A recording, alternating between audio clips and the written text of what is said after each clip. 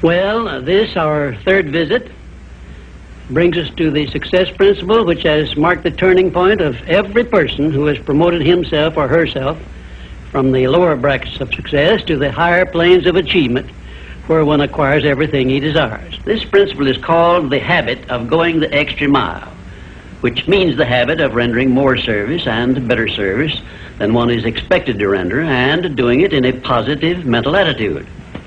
I'm going to tell you all I know about this magic principle of self-advancement, because it is the one rule you must follow if you expect to write your own price tag and to be sure of getting it. Let me describe this success principle for you in a brief formula which you can easily remember. I call it the QQMA formula, which means the quality of service you render plus the quantity of service you render plus the mental attitude in which you render service determines the space you occupy in your chosen calling and the compensation you get from your services. If you will examine carefully the people whom you know to be unusually successful, you will discover that they follow the QQMA formula, although they may do so unconsciously. Now, I wish to give you a big advantage over those who follow this formula unconsciously. I wish to show you how to make use of it deliberately with purpose of forethought, so you may make the principle pay off in a big way and do it quickly. Now I shall tell you some of the benefits you will enjoy by following the habit of going the extra mile. 1, this habit will bring you to the favorable attention of those who can and will provide you with opportunities to promote yourself into a better circumstance. 2, it will place back of you that great natural law of increasing returns through which the service you render will bring back greater than average compensations. And 3, following this habit will make you indispensable in your chosen occupation or calling.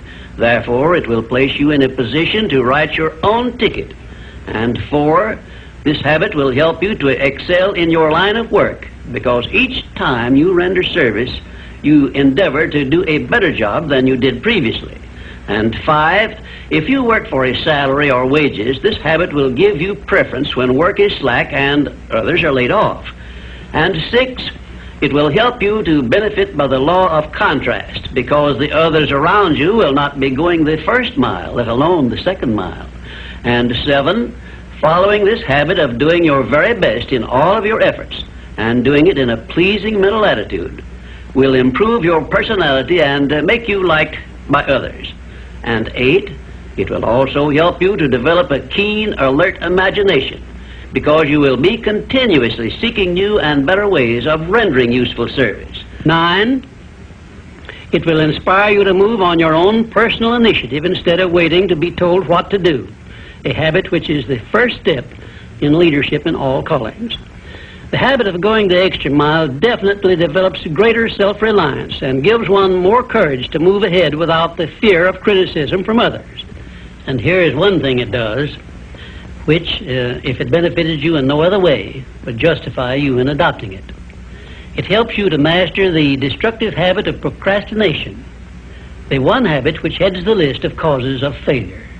12, going the extra mile influences other people to respect your integrity and inspires them to go out of their way to cooperate with you in a friendly spirit. And 13, the habit helps you to develop definiteness of purpose, which is the starting point of all personal success, and it stops you from drifting through life without knowing what you want or where you are going. And number 14, and here is the grand payoff which this habit gives you. It provides you with the one and only excuse for asking for a promotion to a better station in life or a higher pay. Obviously, if you are doing no more than you are being paid for, then you are receiving pay for all to which you are entitled, and you have not a single excuse for asking for more pay or a better position. You understand this point and appreciate its significance, do you not? 15, last but not least, the habit of going the extra mile conditions your mind to maintain a mastermind alliance with others. Ever so often I hear people complain about their not receiving favorable breaks in their relations with others.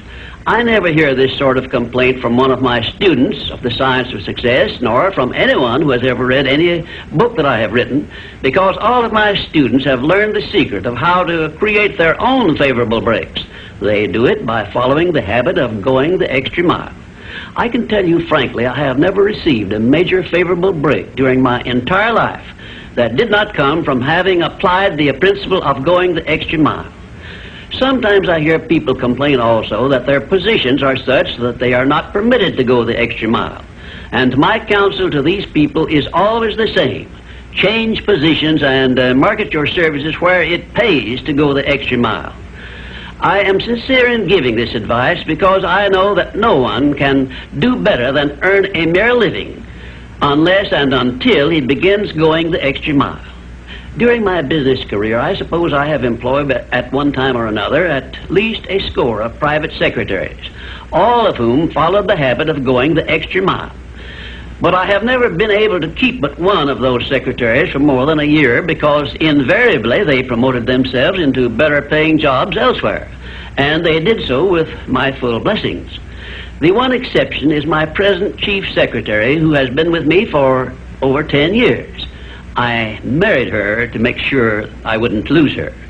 The reason I know definitely that the habit of going the extra mile is a sound procedure is the fact that I have checked this principle, as I did all of the other 16 success principles, to make sure they were in harmony with natural laws. I can give you a fine example of how nature forces man to go the extra mile in order that he may produce the food with which to exist. The farmer, for example, must follow the habit of clearing the ground, fencing it, plowing it, and planting the seed at the right season of the year, all of which he must do in advance without compensation of any kind. If he does his part of the work properly, he then hands the job over to nature, sits down and waits for her to do her part, and within a brief period, nature germinates the seed the farmer plants, matures it, and yields back to him the seed he planted, plus perhaps an increase of 100 times that amount to compensate him for having gone the extra mile. Thus we see that the law of increasing returns comes to the aid of the man who goes the extra mile. And this principle applies the same in rendering service in a job as it does in the fields of a farmer.